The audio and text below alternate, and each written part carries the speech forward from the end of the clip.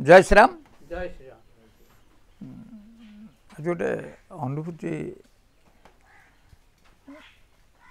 आम बहुत निजर अनुभव नथिबारु आम बहुत शास्त्र पढ़ी बा कौन साधु सतंकर कथा शुणिकी बा प्रवचन शुणी आम सब ध्यान बाबद किसी जानते से समाधि से आमके आनंदमय अवस्था ये जो शून्यता को अनुभव कर शांति लाभ करवा ये जो कथा गुड़ा शुणी था किंतु तमे जिते जन एवं शुणु था ध्यान करू था मत कह जे क्या से आनंदटा लगी क्या पूरा शांत अवस्था लगी ये प्रश्न मुझे पचारुची यहाँ तुमको पचार जे प्रकृत जब विचार करा जाए जिते बड़े मनीष जो मैंने सन्यासी अच्छा घर संसार ना बुझे से ध्यानस्थ होती ध्यानस्थ मध्यम हूँ आनंद अनुभव कर शून्यता को जाकि शांति लाभ कर किंतु तुम यहाँ संभव नुहे जे तुम्हें जदिवा संभव मानि जाओ ठीक अच्छे मुझे समय ध्यान करुँच समय आनंद पाँच जी समय ध्यान करुँच समय शांति पाँच ध्यान जो गभीर को जीव आदि तुम शुणुव देखा जाग्रत अवस्था रोचे से तो हम ना कि प्रश्न हूँ सेटा के समय आम संसार चलवा के समय से अध घंटे ताल संसार चलो 23 घंटा ताल आनंदटा कौटी बेसी दरकार जे से जो से आनंद पाइले ये 23 घंटा निरानंद है जदि से शांतिटा लाभ कल आ भर भी अशांति लाभ कल कथा नुह कि जदि शांतिटा हो मानुची तुम आनंदटा पाइल कि आखि खोलिकी जो संसार समाज को आसिल बा संसार अच्छी ताल तुमको संसार कौन से आनंदटा दब दबने तेणु 23 घंटा निरानंद अध घंटे घंटे है आनंद ताले तुम मन को प्रभावित कौटा कर 23 घंटा वाला कर घंटे वाला कौन कर घंटे कर तो यही कहबार अर्थ जे अंतिम स्तर को जाई बुझीब केतकार न बुझंतु किसी कथा ना जे अंतिम स्तर रे तुमको गोटे विवेक विचार ज्ञान आसे विचार बहुत बड़ जिनसटे विवेक विचार आसी जाए कौटी शून्यतार से तुम भितर आसी पहुँचे तेणु से कौन करे ना से विचार द्वारा से समाधान सूत्र द्वारा से समाज बा परिवार भितर से आनंद को नहीं जाए बुझे कि बहुत गभीर बुझ अर्थात तुम नेगेटिव परिवार तुमको खराब करी कहूँ गाड़ी दूसरी तुम कथा मानु ना सेठी केमती आनंद पाइब से विचार भी विवेक ज्ञान द्वारा अच्छी मो कथा बुझी से विवेक ज्ञान द्वारा आम समाज संसार निज परिवेश आनंद पाई पारिब केतबेले ना जति विवेक ज्ञानटा लगे पार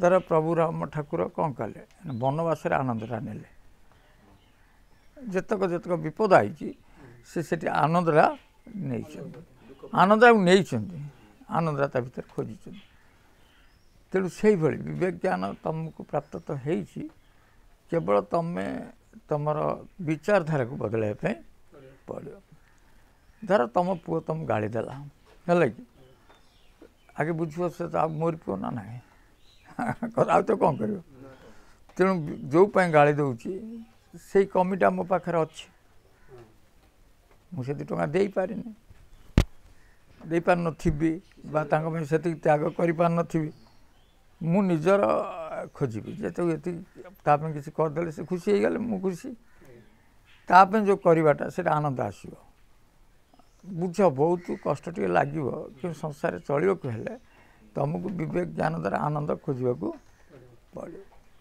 जदि तुम न खोज तो आनंद पाइब ना मो उदाहरणटे दूची जे थरे गोटे लोक ये होगला चिड़चिड़ा होगला सबू घरे तार सब बीड़ा बीड़ी या ସେ କହିଲା ଆନନ୍ଦ ବିଲକୁଲ ସଂସାରରେ କିଛି ନାହିଁ। ସେ ଆନନ୍ଦ ଖୋଜିବା ପାଇଁ ଗଲା, ବୁଝିଲେ? ଯେଉଁଠି ଗଲା ଆନନ୍ଦଟା କେଉଁଠି ଆସିବ? ସବୁଆଡ଼େ ତ ଖାଲି ଏଇ ଦୁଃଖମୟ ସଂସାର ନା ନାହିଁ। ଏ କଥା ଦୁଃଖମୟ ସଂସାର ପରେ କିଏ କହିଛନ୍ତି? ବୁଦ୍ଧଦେବ କହିଛନ୍ତି ଏ ସଂସାର ଦୁଃଖର କାରଣ। ସେ କେମିତି ଜାଣିଲେ? ଅର୍ଥାତ୍ ତାଙ୍କ ଜୀବନଟା ଦୁଃଖର ଥିଲା, ତାଙ୍କ ଜୀବନଟାକୁ ସେ ବିତେଇଛନ୍ତି ଦୁଃଖରେ। ରାମ ଠାକୁର ଦୁଃଖରେ କଟେଇଛନ୍ତି, ବହୁତ ବହୁତ ବଡ଼ ସାଧୁ ଯିଏ ଅଛନ୍ତି ଦୁଃଖରେ କଟେଇଛନ୍ତି, କିନ୍ତୁ ସେ ଦୁଃଖ ଭିତରେ ଆନନ୍ଦଟାକୁ ଖୋଜିକି ପାଇଛନ୍ତି। ତେଣୁ ସେ କହିଛନ୍ତି ଯେ ତାଙ୍କୁ ନେଇ କହିଛନ୍ତି ଏ ସୃଷ୍ଟିଟା ଦୁଃଖର କାରଣ, ଦୁଃଖର କାରଣ। କିନ୍ତୁ ଦୁଃଖ ଭିତରୁ ଆନନ୍ଦଟାକୁ ବାହାର କରିବା ସେଇଟା ହେଉଛି ବଡ଼ କଥା। ସେଇ ବିବେକ ଜ୍ଞାନଟା ତୁମର ଆସିବା ଦରକାର।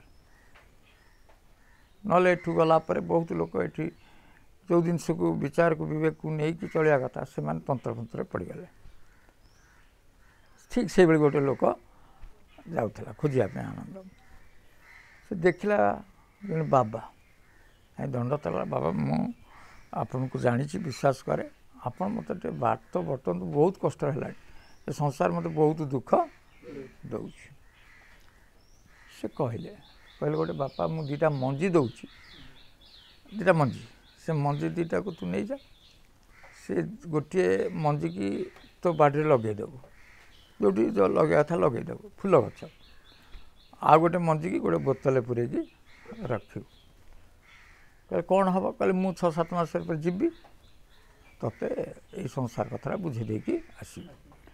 ସେ ମଞ୍ଜି ଦୁଇଟାକୁ ନେଇକି ଆସିଲା, ମଞ୍ଜି ଗୋଟେ ବୋତଲରେ ପୁରେଇଦେଲା, ଆଉ ଗୋଟେ ପଦାରେ ଲଗେଇଦେଲା। ଯିଏ ପଦାରେ ଲାଗିଲା ସେ କ'ଣ ହେଲା? ଗଜା ହେଲା, ଆସ୍ତେ ଆସ୍ତେ ବଢ଼ିଲା। ଆଉ ଯିଏ ବୋତଲ ରହିଲା ତା ରହିଲା। 7 ମାସ ପରେ ଗୁରୁ ଆଏ, ସେ ଯେଉଁ ଗୁରୁ ଆସିଲେ, ବାବା ଆସିଲେ, କହିଲେ ବାବା ଦେଖିଲୁ କ'ଣଟା ହେଲା? ସେ ମଞ୍ଜି ଆଣି ବୋତଲଟା ଦେଖେଇଲା। ସେ ବୋତଲ ଦେଖିଲା ମଞ୍ଜିଟା ପଚି ଯାଇଛି, ମଞ୍ଜି କ'ଣ ଅଛି? ପଚି ଯାଇଛି। କହିଲେ ଆଉ ଯେଉଁଟା ଲଗେଇଥିଲୁ ଗଲାବେଳକୁ ସେଥିରେ ସୁନ୍ଦର ସୁନ୍ଦର ଫୁଲ ଆଇଛି, ହେଲା କି? କହିଲେ ବାପା ୟାର ଅର୍ଥ କ'ଣ? ଇଏ କ'ଣ ଫୁଲ ଫୁଟିଲାଣି, ଇଏ କ'ଣ ମଞ୍ଜି ପଚିଗଲା? କହିଲେ ମୁଁ ବାବା ମୁଣ୍ଡରେ କାମ ବୁଦ୍ଧିଟା ପଶୁନି, ୟାର କାରଣ କ'ଣ? କହିଲେ ତୁ ଯେଉଁ ଚାହୁଁଛୁ ମୁଁ କେଉଁଠି ଜାଗାରେ ବସିକି ଖାଲି ଚୁପ୍ ସେ ସଂସାର ଛାଡ଼ି ଛୁଡ଼ି ଦେଇକି ଆନନ୍ଦ ପାଇବି, ସିଏ ହେଉଛି ଏ ବୋତଲରେ ଥିବା ମଞ୍ଜି, ପଚିଯିବୁ, କିଛି ଲାଭ ପାଇବୁନି, କିଛି ବି ଲାଭ ପାଇବୁନି। ବୋତଲରେ ମଞ୍ଜି ପୁରେଇବା ଯା, ତୁ ଏଠୁ ବାହାରେ ଯାଇକି ସମାଜରେ କେଉଁଠି ବସିବୁ ଗୁମ୍ଫାରେ, ସେଇଆ ନା ଆଉ କ'ଣ? କିନ୍ତୁ ଦେଖ ସେ ଯେଉଁ ମଞ୍ଜିଟି ପୋତିଲୁ ସେ କ'ଣ କଲା ନା, ସେ ପାଣିକି ଚାହିଁଲା, ପାଣି ସହିତ ସଂଘର୍ଷ କଲା, ମାଟି ସହିତ ସଂଘର୍ଷ କଲା, ପବନ ସହିତ ସଂଘର୍ଷ କଲା, ସେ ସଂଘର୍ଷ କରିକି ଉଠିଲା। ସେ ସଂଘର୍ଷ କରିଛି ନା ନାହିଁ? ସବୁ ମାନେ ଜୀବଜନ୍ତୁ ଉପରେ ସଂଘର୍ଷ କରିଛି, ମାନେ ପୋକ ଟିକେ ତାଙ୍କ ପାଖରେ ସଂଘର୍ଷ କରିଛି, କରିକି ଆଜି ଫୁଲଟା ଫୁଟି ସାରିଲାଣି। ସେ ଯେଉଁ ଫୁଲଟା କ'ଣ, ଆନନ୍ଦ ନା ଦୁଃଖ? କଥା ଠିକ୍। ହଁ ବାବା ଇଏ ତ ବହୁତ ସଂଘର୍ଷ କରି ଉଠିଛି ନା ନାହିଁ? ଏଠୁ ଆଉ ତ କେହି, ଆମେ ତ ତାକୁ ସପୋର୍ଟ ଦେଇନୁ, ପାଣି ଦେଇନୁ, କି ପବନ ଦେଇନୁ, କି ଆଲୋକ ଦେଇନୁ, ଆମେ ତ ଦେଇନୁ, କିନ୍ତୁ ସିଏ ତା'ର ସଂଘର୍ଷ କରି ଉଠିକି ଫୁଲ ଫୁଟିଲାଣି। କହିଲେ ବାପା ଠିକ୍ ସେୟା, ଯଦି ସଂସାରରେ ତୁ ନ ଚଳିପାରିବୁ ତାହେଲେ ତୁ ଆନନ୍ଦଟା କେଉଁଠି ପାଇବୁ? ଏଇ ସଂସାର ଆସିବ ନା ନାହିଁ? ପବନର ସଂଘର୍ଷ କରିବାକୁ ପଡ଼ିବ, ପାଣି ସହିତ, ଆଲୋକ ସହିତ, କୀଟ ସହିତ। ତେଣୁ ଏଠି ପୁଅ ସହିତ ରହିବୁ, ସ୍ତ୍ରୀ ସହିତ ରହିବୁ, ସଂସାର ସହିତ ରହିବୁ, ତାରି ଭିତରେ ତୁ ଫୁଲ ହୋଇକି ଫୁଟିବୁ। ଆଉ ଯଦି ତୁ କହିବୁ ମୁଁ ଆକୁ ଛାଡ଼ି ଛୁଡ଼ି ଦେଇକି ପଳେଇବି, ତାହେଲେ ବୋତଲରେ ଯେଉଁ ମଞ୍ଜି ପାଇଛି ସେ ଆଉ କ'ଣ? କଥାଟା ସେୟା ନା ନ? କ'ଣଟା ହେବ କହୁନ? ଯିଏ ଘର ଭିତରେ ଆନନ୍ଦ ଖୋଜିକି ପାଇଲାନି ସେ କ'ଣ କରିପାରିବ? ତେଣୁ ସେଠି ଆନନ୍ଦ ପାଇଁ ଆମେ ଗୁରୁ ଦରକାର। ଗୁରୁ କ'ଣ କହିଛନ୍ତି କି? ଗୁରୁ ଗୋଟେ ବିବେକ ଜ୍ଞାନ ଦେବାର ମାର୍ଗ ଦେଖାଇଛନ୍ତି। ତୁମକୁ କହିନାହାନ୍ତି ଯେ ଭୁଲ ମାର୍ଗ ଯାଇକି ଜ୍ୟୋତି କେଉଁଠି ଦେଖିକି ସେଇଠି ଏମିତି ହୁଅ, ଲୀନ ହୁଅ। ବହୁତ କଥା ଆଗରୁ ଶୁଣିଛ ନା, ତମ ମାଇଣ୍ଡଟା ସେଇଠି ପଳାଉଛି। କିନ୍ତୁ ମୋତେ ଜ୍ୟୋତି କ'ଣ ଉଦ୍ଧାର କରିପାରିବ? ନାହିଁ, ମୁଁ ଉଦ୍ଧାର ହେବି ସମାଜ, ଏ ସଂସାରରେ।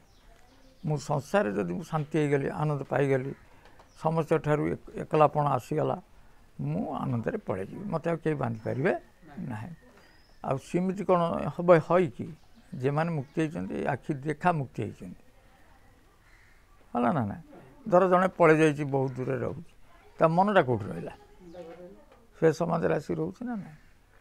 କ'ଣ ହେଲା ଏଠି କ'ଣ ହେଲା ଏଠି ବଡ଼ ବଡ଼ ସାଧୁ ଦେଖିବ ପେପର ପଢ଼ୁଛନ୍ତି ବିଭିନ୍ନ ନ୍ୟୁଜ୍ ଦେଖୁଛନ୍ତି କ'ଣଟା ମନ ତ ଯାଉଛି ମନ କ'ଣ ତାଙ୍କ ହାତରେ କଥା ଆମର ତ ଶରୀର ଅଛି ମନ ବି ଏଇଠି ଅଛି ତେଣୁ ମନ ଦ୍ୱାରା ଆମେ ଯଦି ଏଇ ସଂସାର ଭିତରେ ଆମେ ନିଜକୁ ଆଡ଼ଜଷ୍ଟମେଣ୍ଟ କରି ବିବେକ ଜ୍ଞାନ ଦ୍ୱାରା ବିଚାର ଦ୍ୱାରା ବହୁତ ଗଭୀର ବିଚାର ଦ୍ୱାରା ତୁମେ ବି ଯାଇପାରିବ ଆନନ୍ଦ ଅବସ୍ଥା ପାଇପାରିବ ଶାନ୍ତି ବି ପାଇପାରିବ କିନ୍ତୁ ଛାଡ଼ି ପଳାଇଲେ କିଛି ହେବ ନାହିଁ ବା କେଉଁଠି ତନ୍ତ୍ର ଦ୍ୱାରା କେଉଁଠି ତୁମକୁ ଆନନ୍ଦ ଶାନ୍ତି ମିଳିବ ନାହିଁ ତନ୍ତ୍ରରେ କେଉଁଠି ମିଳିବ ଏଗୁଡ଼ା ମନ୍ତ୍ରରେ ତ ନାହିଁ ମନ୍ତ୍ର କେଉଁଠୁ ଆସିବ କଥା ହେଉଛି ତୁମର ବିବେକ ଜ୍ଞାନ ଦ୍ୱାରା ବିଚାର ଦ୍ୱାରା କରିପାରିବ ସଂସାର ଚଳିବା ପାଇଁ ସେଇ ବିବେକ ଜ୍ଞାନ ଅବସ୍ଥା ବା ପୂର୍ଣ୍ଣ ଜ୍ଞାନ ଅବସ୍ଥା ମୁଁ ସେଇ କଥାକୁ ବାର ବାର ବୁଝାଉଛି ତୁମ ଭିତରେ ଭଲ ବିଚାର ଆସୁ ଯେ ମନ୍ଦ ବିଚାର ନ ଆସୁ ଯେ ଆମେ ତାନ୍ତ୍ରିକ ଗତି ସବୁ ପଳେଇବା ସେ କିଛି ନାହିଁ ଦେଖୁନା ଅତୀତରେ ଯାତ୍ରା ହେଉଛି ସିନେମାରେ ଦେଖିବ ଯେଉଁ ତାନ୍ତ୍ରିକ ଚରିତ୍ର କରାହେଉଛି ସେ କ'ଣ ଭିଲିଆନ୍ ଟାଇପ୍ର ହେଉଛି ନା ନାହିଁ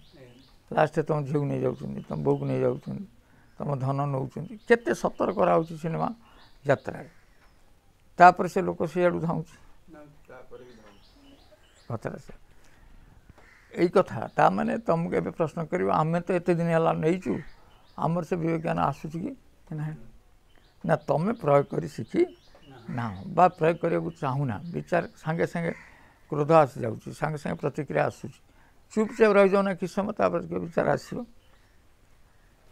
ଚୁପ୍ କଲି 5 ମିନିଟ୍ ରହିଗଲେ ସବୁ ଝଗଡ଼ା ହଉ 5 ମିନିଟ୍ ଚୁପ୍ ହେଇକି ବସିଗଲେ ବିବେକ ଜ୍ଞାନ ଆସିବ ଦେଖିବ ଫଟ୍ କିନ୍ତୁ ତାଙ୍କୁ ସମାଧାନ କରିଦେବ ଖୁସିରେ ବସିବ ସିଏ ଖାଇବେ ତୁମେ ଖାଇବ ଯଦି ପ୍ରତିକ୍ରିୟାଶୀଳ ହେଇଗଲ ତୁମେ ତାକୁ ଅପେକ୍ଷା କଲ ନାହିଁ ନା ତାକୁ ବିଚାର କର ଆଖି ବୁଝି ଦିଅ କିଛି କ'ଣଟା ହେଉଛି ହଉ ମୁଁ ଆଖି ବୁଝି ଦିଏ 5 ମିନିଟ୍ ତାପରେ ଦେଖିବ ସମାଧାନ ଆସିଯିବ ଟିକେ ଧୈର୍ଯ୍ୟ ଧରିବାକୁ ପଡ଼ିବ ନା ନାହିଁ ଆଉ ଗୋଟେ ସୁନ୍ଦର କାହାଣୀଟେ କହୁଛି ଥରେ ଗୋଟେ ପିଲା ସିଏ ଚାକିରି କରିଥିଲା ଗୋଟେ ମହାଜନ ପାଖରେ ବଡ଼ ମହାଜନ ପାଖରେ ଆଉ ଭାରି ସଚୋଟ ପିଲା ଥିଲା ଗରିବ ପିଲା ବି ଥିଲା ସିଏ କହେ ସେ ମହାଜନ କହେ ଯେ ତୁ ଏଇଠି ଭୁଲ କରିକି ଲେଖେ ତାର ଧର 1500 ସୁଧ ହେଇଛି ତୁ 2500 ପକାଇଦେ କି ଏଇଠି ଏତିକି ଟଙ୍କାରେ ସେ ନେଇଛି ଧାନ ତୁ ଦ୍ୱିଗୁଣ ପକାଇ ଦିଏ ମିଶେଇ କରିଦେ ତା ହାତ କାଗଜ କଲମ ଜାଣିଛି ନା ସେ କହିବ ମୋତେ ବରଂ ଚାକିରି ବାହାର କରିଦିଅ କିନ୍ତୁ ମୁଁ ଅନ୍ୟାୟ କାମ କରିବି ନାହିଁ ଇଏ ଅନ୍ୟାୟଟା କେମିତି ମୁଁ କରିବି ବରଂ କେଉଁଠି ଭିକ ମାଗି ଖାଇବି କିନ୍ତୁ ଅନ୍ୟାୟଟା କରିବି ନାହିଁ ଏଇରେ ଯେତେବେଳେ ବାର କଲା ସେ ତ ଚାକିରି ବାହାର କରିଦେଲା ଯେତେବେଳେ ଚାକିରି ବାହାର କରିଦେଲା ଇଏ ବରଂ ଲୁହ ଛକଟକ ମାଟା ଚଳିବ କେମିତି ସଂସାର ସେ ଯାଉଛି ବାଟରେ ଦେଖିଲା ଜଣେ ସାଧୁ ପୁରା ଦାଢ଼ି ଜଟା ଫଟା ବଢ଼ିଛି ଆଉ 3ଟା ବ୍ୟାଗ୍ କାନ୍ଧରେ ଓଳେଇଛନ୍ତି 3ଟା ବ୍ୟାଗ୍ ଗୋଟେ ବଡ଼ ବ୍ୟାଗ୍ ଗୋଟେ ମଝିଆ ତାଠୁ ଛୋଟ ବ୍ୟାଗ୍ ଭାରି କୁଣ୍ଠେଇ ଚାଲୁଥିଲା ଇଏ ଯାଇ ଦଣ୍ଡ ଥାକଲା ବାବା ସେ କହିଲା ବାପା ତୁ ଏଇ ବଡ଼ ବ୍ୟାଗ୍ଟା ଯଦି ନେଇକି ଟିକେ ମୋ ସାଙ୍ଗରେ ଯାଆନ୍ତୁ ନଈ ପାର କରିଦିଅନ୍ତୁ ମୁଁ ତୋତେ 3ଟା ସ୍ୱର୍ଣ୍ଣ ମୁଦ୍ରା ଦେବି କହିଲା ବାବା 3ଟା ସ୍ୱର୍ଣ୍ଣ ମୁଦ୍ରା ଆପଣ ଦେବେ କହିଲା ହଁ କହିଲେ ଦିଅନ୍ତୁ ସେ ବୋଝଟାକୁ ନେଇଗଲା କେଉଁଠି ମାନେ ବହୁତ ବୋଝ କିଛି ବାଟ ଚାଲୁଛନ୍ତି 2 ଜଣ ସାଙ୍ଗ ହେଇକି କହିଲା ବାବା ଆଦେହରେ କ'ଣ ଅଛି କହିଲେ ଆଦେହରେ ବାବା ତୁ କହିବୁନି କେଉଁଠି କିଛି ସୁନା ମୁଦ୍ରା ସବୁ ଅଛି ସୁନା ଅଛି ତୁ ଲୋଭ କରୁଛୁ କହିଲେ ନାଇଁ ବାବା ମୋର ଲୋଭ ନାହିଁ କହିଲେ ମୁଁ ନେଇଯିବି ଆପଣ ନଈ ପାର କରିଦେବେ ସେଇଠୁ କିଛି ବାଟ ଗଲେ ନଈ ପଡ଼ିଲା ନଈ ପଡ଼ିବ ସେପଟକୁ ପଡ଼ିଲେ ତା ଘର ବି ପଡ଼ିବ ବାବାଙ୍କ ଘର ପଡ଼ିବ ବାବାଙ୍କ ଆଶ୍ରମ ସେଠି ନଈ କୂଳରେ ବାବା ଛିଡ଼ା ହେଲେ ଇଏ କ'ଣ କଲା ସେଇ ବଡ଼ ବୁଜଳାଟା ସେପଟକୁ ନେଲା ତାପରେ ବାବା ଡାକିଲେ ବାପାରେ ମୁଁ ଇଏ ନେଇକି ଆଉ ସେପଟକୁ ଯାଇପାରିବି ନାହିଁ ଗୋଡ଼ ଫୋଡ଼ ଖସିଗଲେ ବୁଡ଼ିଯିବି ତୁ ଆସିକି ଏ 2ଟାକୁ ନେଇଯା ମୋତେ ଆହୁରି 3ଟା ସ୍ୱର୍ଣ୍ଣ ମୁଦ୍ରା ଦେବି କହିଲେ ସେ 2ଟାରେ ବାବା କ'ଣ ଅଛି କହିଲେ ସେଇ ସ୍ୱର୍ଣ୍ଣ ମୁଦ୍ରା ଅଛି ଆଉ କ'ଣ ସେଇଠୁ ସେ ଆଇଲା କହିଲା ହଁ ଠିକ୍ଟା କଥା କହୁଛନ୍ତି ନା ବୁଢ଼ା ଲୋକ ବୁଡ଼ିଯିବେ ସେଇଠୁ ଏପଟକୁ ଆସିକି ସେ 2ଟାକୁ ବି ନେଇକି ଗଲା ନେଇକି ଗଲା ପରେ ବାବା ରହିଲେ କେଉଁଠି ନଈ ଏପଟରେ ସିଏ ରହିଲା ସେଇଠି ତାକୁ ଲୋଭଟିକି ଆସିଲା ଯେତେ ସତ୍ୟକୁ ଆସିଥିଲା ଯେଉଁ ପିଲା ସତ୍ୟରୁ ଚାକିରି ଛାଡ଼ିଥିଲା କହିଲେ ଇଏ ବାବା ରହିଲେଣି ତ ସେଇଠି ଇଏ ସ୍ୱର୍ଣ୍ଣ ଗୁଡ଼ା ନେଇକି ସେ କ'ଣ କରିବେ ମୁଁ ଯଦି ନେଇଯିବି ମୋ ଜୀବନ କ'ଣ ମୋ 7 ପୁରୁଷ ବି ଆଧରେ ଚଳିଯିବ ସାଧୁ କତିରେ ଏଇଟା କ'ଣ ହେବ କି କହିକି ଦୌଡ଼ିଲା ବୁଝିଲେ ସାଧୁ ଡାକୁଛନ୍ତି ଆରେ ବାପା ସୁନା ନେଇଗଲୁ ଆଉ ପଛକୁ ଅନେଇଲା ନାଇଁ ଦୌଡ଼ିକି ପଳେଇଲା ତା ଘର କଥା ତାପରେ ସାଧୁ ଇଏ ବାବା ତାଙ୍କର ପଶିକି ଯାଇଛନ୍ତି ଯାହା କରିଛନ୍ତି ସେପଟକୁ। ତାପରେ ଯାଇ ଘରେ ତାକୁ ଯେତେବେଳେ ଦେଖିବ ଛୋଟ ବହିଟି ଖୋଲିଦେଲା, ଦେଖିଲାକୁ ଏଡ଼ିକି ଏଡ଼ିକି ପଥର ମୁଣ୍ଡା। କ'ଣ ବାବା କହିଲା ସୁନା, ଦେଖିଲା ବେଳକୁ ଏ ପଥର ଖଣ୍ଡ। ଫେର ଦ୍ୱିତୀୟଟା ଖୋଲିଲା, ଆଉ ଟିକେ ବଡ଼ ପଥର ମୁଣ୍ଡା। ତୃତୀୟଟା ଖୋଲିଲା, ଦେଖିଲୁ ଏଡ଼େ ଏଡ଼େ ପଥର ମୁଣ୍ଡା। ମୁଣ୍ଡରେ ହାତ ଦେଇକି ବସିଲା, କହିଲା ଏ ବାବା ଯେ ମୋତେ ଠକେଇ ଦେଲା, ହଁ ମୋତେ ଠକେଇ ଦେଲା। ମିନିମମ୍ ତ ମୋତେ 3ଟା ସୁନା ମୁଦ୍ରା ଦେଇଥାନ୍ତା, 6ଟା, ସେ ତ ବୁଡ଼େଇଲି। ଆକୁ ଦୌଡ଼ିକି ଯେଉଁ ମାନେ ଚଞ୍ଚକତା କରିକି ବା ଠକେଇକି ମୁଁ ତ ଦୌଡ଼ି ପଳେଇଲି, ଆଉ ପାଇଲି କ'ଣ? ଏଇଆ ଭାବୁଛି, ମୁଣ୍ଡରେ ହାତ ଦେଇଛି। ଇଏ ବାବା ଯାଇକି ସେଇଠି ପହଞ୍ଚିଲେ। ବାବା ପହଞ୍ଚିଲେ, କହିଲେ ବାବା କ'ଣ ଦେଖିଲୁ? କହିଲା ଆହୁରି 50 ଏଗୁଡ଼ା ସବୁ ପଥର। କହିଲା ଆରେ ବାବା ମୁଁ ବାବା ନୁହଁ।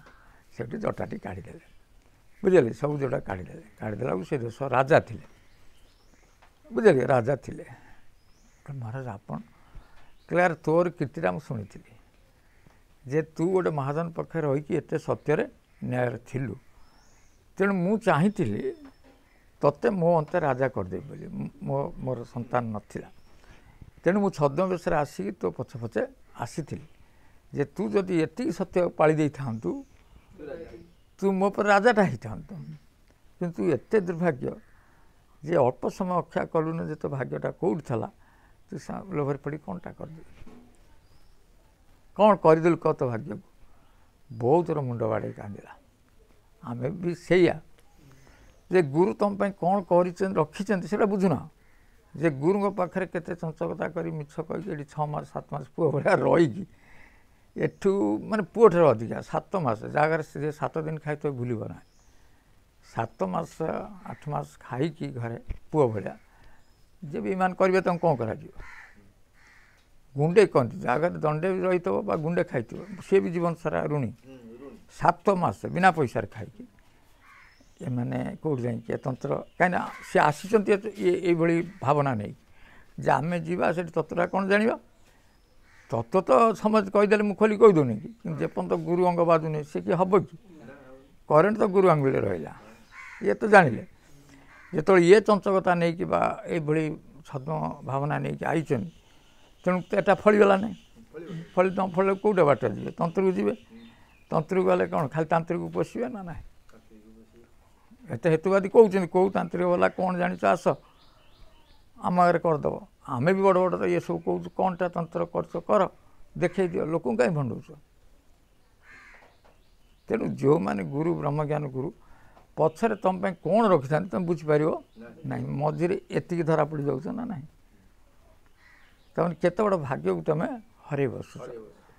ସେଇପାଇଁ ମୁଁ କହୁଛି ଯଦି ଗୁରୁ ଗୃହରେ ଖାଉଛ କିଛି କଥା ନାହିଁ, ଅତି କମରେ କର, ତୁମ ପାଖରେ ଜ୍ଞାନ ବଢ଼ୁ, ଗୁରୁଙ୍କ ଠାରୁ ଆଉ ଅଧିକା ଜ୍ଞାନ ହେଇଯାଉ, ସେ ଖୁସି ହେବେ। କିନ୍ତୁ ଏଇ ଯେଉଁ ଲୋକଙ୍କୁ ଭଣ୍ଡେଇକି ତନ୍ତ୍ର ଫନ୍ତ୍ର ନିଜେ ବି ଆଚରଣ କରିକି ଲୋକଙ୍କୁ ଠକେଇ ଖାଇବା ଏ ବହୁତ ଭୁଲ।